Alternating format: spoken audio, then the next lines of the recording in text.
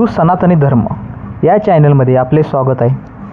मी आज प्राचीन कालामधील मंदिरांचा इतिहास सांगणार आहे. खिद्रापूरचे कोपेश्वर मंदिर. महाराष्ट्राच्या मातीत अशा अनेक वास्तू दडलेल्या आहेत ज्या पाहिल्यावर आजही विज्ञानाला प्रश्न पडतात. कोल्हापूर जिल्ह्यातील खिद्रापूर येथे वसलेले कोपेश्वर मंदिर हे त्याचे एक जिवंत उदाहरण. मंदिराच्या खांबावरील बारीक कोरीवकाम आणि हत्तीच्या मूर्तीचे कोरीवकाम 12व्या शतकात शिलाहार राजांनी बांधलेले हे मंदिर भगवान शिवाला समर्पित आहे. पण हे मंदिर इतर मंदिरांपेक्षा का वेगळं आहे? कारण येथे नंदी नाही. सतीचा देह त्याग केल्यानंतर क्रोधित झालेले भगवान शिव येथे आले होते.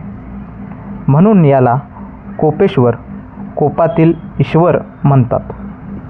स्वर्गमंडप, ज्याचे छत उघडे आहे आणि आकाशातून सूर्यप्रकाश आत येतो.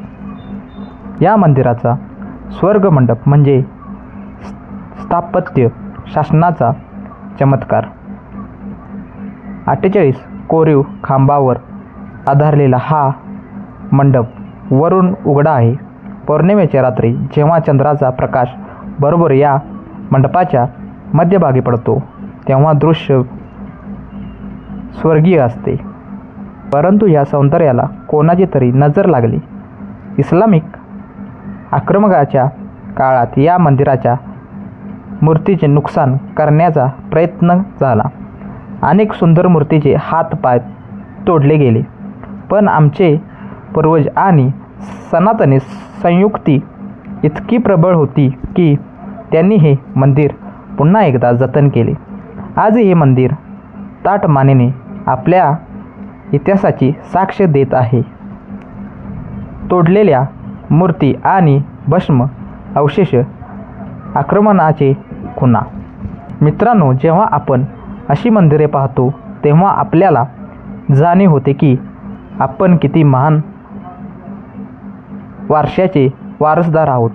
म्हणूनच आपल्या मंदिराचे संरक्षण करणे आणि आपल्या संस्कृतीला लव जिहादासारख्या संकटापासून वाचवणे हा आपला धर्म आहे. जय हिंद, जय श्रीराम.